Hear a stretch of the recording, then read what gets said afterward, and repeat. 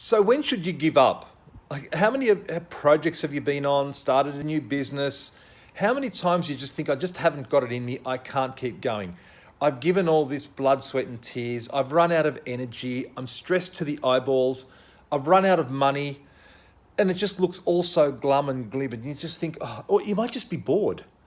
What am I doing here? Why don't I just stop? Well, a reason why you shouldn't stop is that not because success is just around the corner, but because the reason you might be thinking about stopping is not those things, but it's something else. Often that's born from insecurity. And I've been through this a million times. I've been around the planet more than 50 times, and I know this happens often. Where this comes from is that we wonder if we're good enough.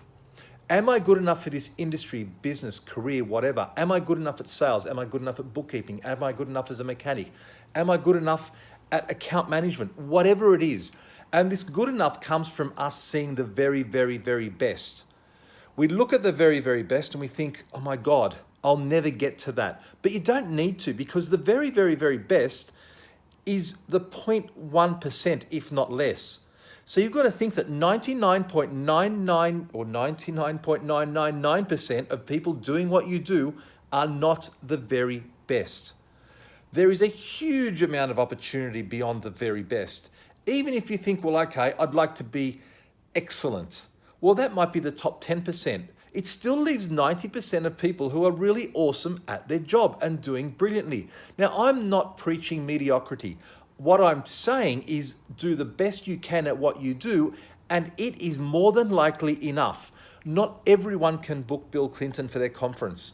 Not everyone can have a Formula One mechanic doing a service on their car. It's not necessary to be the very best to make your career or make a success of yourself. So there are better people than me at sales. There are better publishers. There are better people on social media. There are better speakers. There are people with more success and better at sales. That doesn't matter.